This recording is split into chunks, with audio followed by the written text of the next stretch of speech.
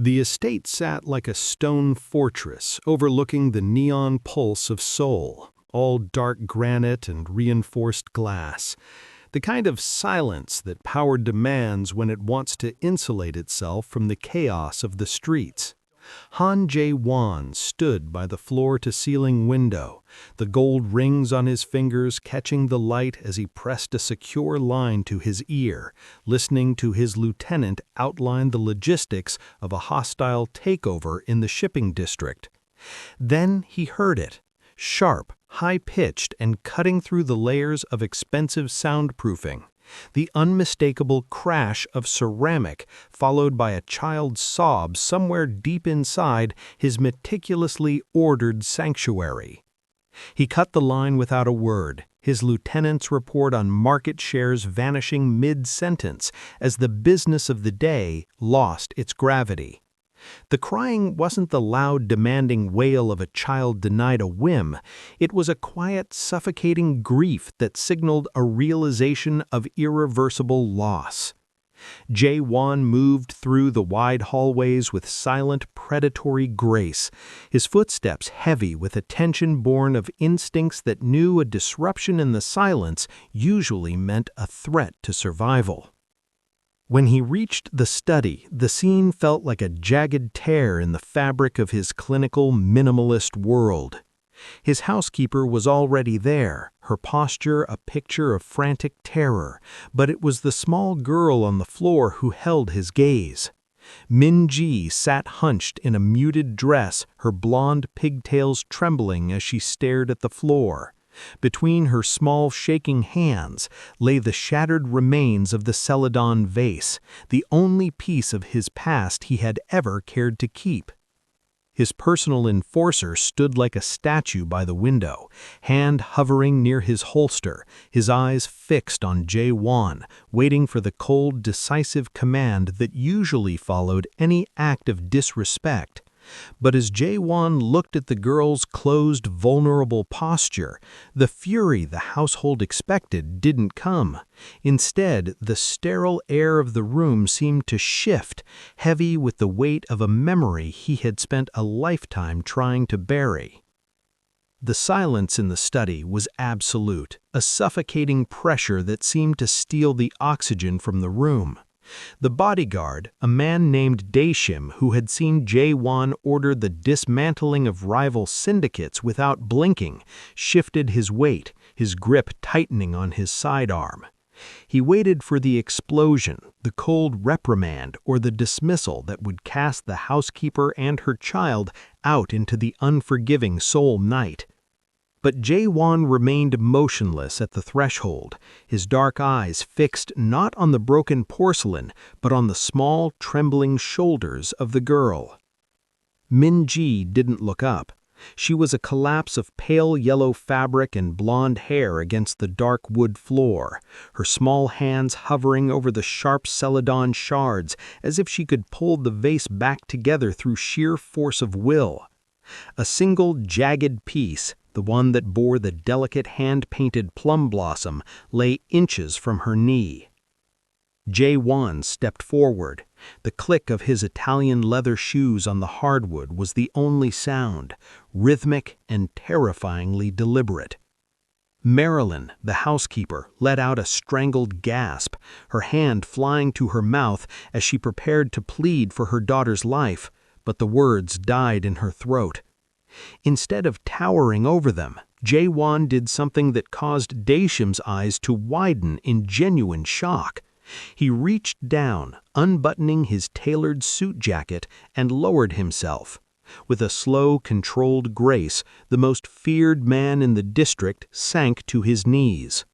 Now at Min-ji's eye level, the tattoos creeping up his neck from beneath his silk collar were visible, stark against his skin. He didn't look like a boss, he looked like a man confronting a ghost. He reached out, not with a closed fist, but with an open, steady hand, gently nudging a sharp shard away from the girl's vulnerable skin. "It is only earth and glaze, Min-ji," he said, his voice surprisingly low, devoid of the jagged edge he used for subordinates. It carried a resonance of something old and buried. Minji finally lifted her head. Her eyes were red-rimmed, brimming with terror so pure that it made the gold jewelry on Jaewon's hands feel like leaden weights. I'm sorry," she whispered, her voice hitching. "I just wanted to see the flower." Jaewon looked at the shattered plum blossom. It had been his mother's last gift, the only thing that hadn't been sold or broken during his violent ascent to power. For years he had treated it as a cold monument to his own survival. But looking at the girl's raw grief, he realized the vase wasn't just an object, it was a vessel for a memory that he had allowed to grow sterile. He didn't call for a broom. He didn't signal for his men to clear the room. Instead, he stayed on his knees in the wreckage of his most prized possession, his presence projecting a strange, protective restraint that left the entire household frozen in disbelief. For the first time in decades, the fortress was breached, not by an enemy, but a child's tears. The following morning, the sun rose over Seoul like a sheet of hammered copper, but the warmth didn't penetrate the heavy silence of Jaewon's private office. Usually, this room was a sanctuary of high-stakes calculations and cold efficiency, the mahogany desk buried under folders detailing international shipping routes and digital ledgers of debts owed. Today, however, the millions in contracts and legal briefs were swept aside with a single dismissive motion of Jaewon's hand. In their place lay the jagged remains of the Celadon vase, resting on a velvet cloth like a patient on an operating table. Jaewon sat before them, his high-backed leather chair creaking as he leaned forward. He didn't call for his secretary. He didn't check the glowing monitors that tracked his rising net worth. His focus was entirely narrowed to the ancient, painstaking art of kintsugi. He had spent the early hours of the dawn researching the philosophy of visible mending. The concept was simple yet profound. One did not hide the break, but rather emphasized it with gold, treating the fracture as a part of the object's history rather than its end. To a man who had spent his entire life building armor to hide his own internal cracks, the idea was both alien and magnetic. With a steady hand, he opened a small wooden box containing the traditional materials, urushi lacquer and fine gold powder. His fingers, more accustomed to the weight of a firearm or the signing of a hostile takeover, moved with an unexpected surgical precision. He began to clean each shard with a soft brush, removing the dust of the previous decade. There was a meditative quality to the work that slowed his heart rate. Every time he picked up a piece, he remembered Minji's face, the way her eyes had searched his for a punishment that never came. He realized that by fixing this vase, he wasn't just restoring a ceramic heirloom, he was attempting to repair the atmosphere of fear he had cultivated in his own home. As he carefully applied the first thin line of adhesive to a jagged edge, his phone vibrated on the corner of the desk. It was his lieutenant, likely calling about the port strike or the missing shipment from Busan. Jaewon looked at the screen, the blue light reflecting off his gold rings, and then deliberately turned the phone face down. The world outside could wait. In this moment, the only thing that mattered was the delicate alignment of two broken edges and the golden seam that would eventually hold them together. He was learning that some things, once shattered, could actually become more valuable in the mending, if one had the patience to stay and do the work. The afternoon sun began to retreat, casting long, skeletal shadows across the mahogany desk where Jaewon sat with the half-mended vase. The door to his study creaked open, a sound that usually signaled a report on turf wars or cargo manifests. This time, it was Marilyn. She carried a tray with tea she had prepared without being asked, her movements hesitant, as if she expected the air in the room to turn to ice at any moment. She set the tray down far from the delicate ceramic shards. Her eyes drifted to the vase, then to Jaewon's hands, which were still stained with the dark tint of lacquer. "You don't have to do this, Mr. Han," she whispered, her voice barely audible over the hum of the building's climate control. "I can find a way to pay for it. It will take time, but I will pay." Jaewon didn't look up from a particularly stubborn fracture. "It isn't about the money, Marilyn. We both know that." He finally met her gaze, his expression unreadable but no longer sharp. Why was she so devastated? Most children cry for a moment and then forget. She cried as if the world had ended. Marilyn's hands tightened around the edge of her apron, her knuckles turning white. She looked toward the window, her eyes seeing something far beyond the Seoul skyline. It wasn't just a vase to her, it was the last thing her father gave her before the accident in Busan. The air in the room seemed to thicken. Jaewon felt a familiar cold weight in his chest. He knew the anatomy of loss. He had built his empire on the ruins of his own.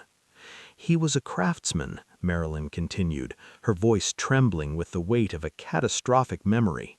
"He told her that beautiful things are meant to be handled, not just looked at. When he died, she clung to that vase like it was his hand she was holding. To her, when it shattered, it felt like she was losing him all over again. It was the only part of him that was still whole." Jaewon looked back at the pieces on his desk. He saw the plum blossom fragment, the one Min-ji had been so desperate to see. He had assumed the vase was precious because it was his. He hadn't realized it was a bridge for the girl, a tether to a man who was no longer there to protect her. "I see," Jaewon said, his voice a low vibration. He picked up a small brush and dipped it into the gold powder. His fingers, more accustomed to the weight of a firearm or the signing of a hostile takeover, moved with an unexpected surgical precision. He began to clean each shard with a soft brush, removing the dust of the previous decade. There was a meditative quality to the work that slowed his heart rate. Every time he picked up a piece, he remembered Min-ji's face, the way her eyes had searched his for a punishment that never came. He realized that by fixing this vase, he wasn't just restoring a ceramic heirloom, he was attempting to repair the atmosphere of fear he had cultivated in his own home. As he carefully applied the first thin line of adhesive to a jagged edge, his phone vibrated on the corner of the desk. It was his lieutenant, likely calling about the port strike or the missing shipment from Busan. Jaewon looked at the screen, the blue light reflecting off his gold rings, and then deliberately turns the phone face down. The world outside could wait. In this moment, the only thing that mattered was the delicate alignment of two broken edges and the golden seam that would eventually hold them together. He was learning that some things, once shattered, could actually become more valuable in the mending, if one had the patience to stay and do the work. The black sedan glided through the narrow, rain-slicked streets of the district like a predatory shadow, its tinted glass reflecting the neon glare of Seoul's restless night. Inside, the air was climate-controlled and smelled of expensive leather, a sharp contrast to the world pressing against the windows. Jaewon sat in the back, his fingers tracing the edge of the velvet box that held the mended fragments of the vase. He had spent days in his fortress of glass and marble, but a sudden restless urge had driven him here, to the neighborhood Marilyn had mentioned, a place where the city's glitter faded into the grit of survival. He signaled for the driver to stop a block away from the address. Daeshim, ever the watchful shadow in the front seat, began to step out to open the door, but Jaewon raised a hand, stopping him. "Stay here," he commanded, his voice a low vibration that brooked no argument. Jaewon stepped out of the vehicle, the humid, heavy air of the city hitting him like a physical weight. It smelled of charcoal smoke, damp concrete, and the salt of the nearby docks. He walked down the alleyway, his tailored suit and polished shoes entirely out of place against the backdrop of tired brick and tangled power lines. This was the world he had fought so hard to leave behind, the kind of place where dreams were often traded for a warm meal. He found the building, a weathered 5-story walk-up with peeling paint and windows that looked like weary eyes. He didn't go inside. He didn't want to intrude on the small, fragile sanctuary they had built for themselves. Instead, he stood in the shadows across the street, watching. On the 3rd floor, a light flickered on. Through the thin curtains, he saw a silhouette, a small girl with yellow pigtails dancing around a kitchen table while a woman moved with the practiced, heavy rhythm of someone who had worked a 12-hour shift. There was a warmth in that window that his penthouse, for all its millions, could never replicate. He realized then that the disparity between their lives wasn't just measured in bank accounts, but in the presence of something he had long ago discarded, the ability to be happy with something broken. As he stood in the rain, the gold rings on his fingers felt colder than usual. He had come here to see where they lived, but he left understanding why they survived. They had each other, a wealth that didn't require high security gates or armored glass. Jaewon turned back toward his waiting car, his mind already drifting to the gold lacquer drying on his desk and the responsibility he felt growing in his chest for the lives unfolding behind that tired brick wall. The work was finished in the deep, quiet hours when the rest of Seoul seemed to hold its breath. Jaewon sat back in his chair, his hands, usually instruments of hard negotiation and clinical detachment, resting still on the mahogany surface. Before him stood the celadon vase. It was no longer the pristine, untouchable artifact of his mother's memory, nor was it the jagged heap of grief it had been days ago. It was something entirely new. The golden lacquer traced the history of the accident in a map of brilliant, shimmering veins. Every fracture where Minji's fear had met the cold floor was now a seam of 24-karat light. The vase was marked by experience, its original pale green glaze interrupted by the bold, deliberate geometry of the repair. It was a physical manifestation of the kintsugi philosophy. The break was not a defect to be hidden, but a transformation to be celebrated. Jaewon reached out, his thumb catching on a raised gold ridge. The surface was no longer perfectly smooth. It had texture, a story that could be felt under the skin.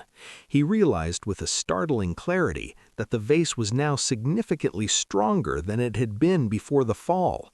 The gold didn't just mask the cracks, it bound the ceramic into a unified structure that was more resilient, more complex, and infinitely more beautiful for having been shattered. He looked at his own reflection in the dark window of the study. For decades he had lived like the original vase, fragile in his perfection, terrified that any single strike would reveal the hollow emptiness inside. He had built walls of glass and stone to ensure he would never have to be mended, believing that a scar was a sign of failure. But as the morning light began to catch the gold in the cracks of the celadon, he saw the truth. The scars didn't represent a loss of value, they represented survival. The visible mending was done, but as he looked at the finished piece, a new kind of weight settled in his chest. It was no longer enough to keep this object on a high shelf, isolated from the world. The gold was dry, the bond was permanent, and for the first time in his life, Han Jae-won felt the stirrings of a desire to be more than just a man who protected his assets. He wanted to be a man who was worth the effort of the mend. He stood up, picked up the velvet box, and prepared to return the memory to the girl who had accidentally taught him to heal. The golden luster of the vase sat on his desk, a beacon of warmth that should have brought Jaewon peace, but instead it filled him with a cold, creeping dread. For years he had operated on the mathematics of power, where every interaction was a transaction and every emotion was a vulnerability to be exploited. Now the memory of Minji's trusting eyes and the quiet dignity of Marilyn's apartment haunted him. He found himself standing at his window, not looking at the city, but checking the time of his housekeeper's shift, his heart hammering against his ribs in a way that felt like a tactical failure. Frightened by the depth of this unfamiliar sensation, he did the only thing he knew how to do. He retreated into the machinery of his empire. He summoned his lieutenants for a series of grueling midnight meetings, his voice regaining the jagged edge of the ghost of the enforcer. He threw himself into the business operations he had previously ignored, obsessing over port logistics and the systematic dismantling of a rival's influence in the southern districts. He became a ghost in his own home, leaving the penthouse before the sun rose and returning long after the lights in the servants' quarters had gone dark. He was a man building a wall of work to hide from the realization of his own loneliness. Daisham stood by the door of the command center, watching as Jaewon stared at a wall of monitors with a hollow, hungry intensity. The boss was back to being a predator, but the precision was gone, replaced by a restless, frantic energy. Jaewon told himself he was restoring order, but as he looked at a spreadsheet of offshore holdings, the numbers began to blur into the shape of golden cracks on a celadon surface. He realized with a sharp, bitter pang that his defensive isolation no longer felt like a fortress, it felt like a tomb. He was surrounding himself with the noise of power to drown out the silence of a life without connection. The more he tried to force himself back into the role of the ruthless Mafia boss, the more he felt like a fraud. He had mended the vase, but in doing so, he had unraveled the man who owned it. He was a prisoner of his own making, realizing too late that the most dangerous thing in his world wasn't a rival's bullet, but the terrifying prospect of being loved by people who had nothing to give him but their truth. The high-altitude air of his office was thin and filtered, but as Jaewon stared at the expansive, panoramic view of Seoul, he felt as though he were suffocating. The leather of his chair, the silence of the marble floors, and the layers of security that kept the world at bay no longer felt like achievements. They felt like the walls of a very expensive cage. He looked at a digital display of his rising assets and realized that for all his power, he was the only man in the city who had no one to go home to who didn't fear him. He thought of the tired brick building in the shadows and the sound of Minji's laughter through a thin curtain. That laughter had a texture that gold couldn't buy, a messy, honest warmth that made his sterile penthouse feel like a mausoleum. He realized then that he didn't want to be protected from the world anymore. He wanted to be part of theirs. Without calling his driver, Jaewon grabbed the velvet box containing the mended vase and left the command center. He drove himself this time, weaving through the congested evening traffic, the engine of his luxury car humming with a restless energy that matched his own. When he reached the narrow alleyway, the rain had stopped, leaving the pavement glistening under the amber glow of the street lamps. He climbed the cramped, dimly lit stairs of the walk-up, the sound of his footsteps echoing against the weathered walls. By the time he reached the third floor, his heart was drumming against his ribs, a sensation more terrifying than any standoff he had ever survived. He knocked on the door, the sound sharp and jarring in the quiet hallway. Marilyn opened the door, her eyes widening in a mixture of shock and instinctive alarm. She looked at his suit, then at his face, searching for the ghost of the enforcer she had seen in the newspapers. But what she found was a man whose defensive isolation had finally crumbled. "Mr. Han?" she breathed, stepping back. "I've finished it," he said, his voice low and devoid of its usual authority. He stepped into the small, cramped living room. It smelled of jasmine tea and laundry detergent, a domestic perfume that hit him with the force of a physical blow. It was small and the furniture was worn, but the air was thick with a genuine belonging that his penthouse lacked. Minji appeared from the hallway, her eyes going wide as she saw the man who had knelt beside her in the dark. Jaewon didn't wait for her to speak. He moved toward the small kitchen table, cleared a space among the crayon drawings and school papers, and carefully placed the vase down. As he opened the box, the golden seams caught the light of the single overhead bulb, shimmering with a defiant, resilient beauty. He had returned to the shadows, not to hide, but to finally step into the light. The golden seams of the vase gleamed under the modest kitchen light, a map of resilience laid out on the worn wooden table. Minji reached out, her small fingers hovering just inches from the porcelain, her eyes wide with a mixture of awe and lingering doubt. She looked from the vase to Jaewon, searching for the catch, the moment the powerful man would demand something in return for this miracle. Jaewon watched her, his own hands resting on his knees. He realized that mending the object was only the beginning. The real restoration lay in the girl's belief in him. He had spent his life drafting contracts where every clause protected his own interests, but now he felt the need for a different kind of agreement, one built on repeated small fulfillments rather than legal ironclad.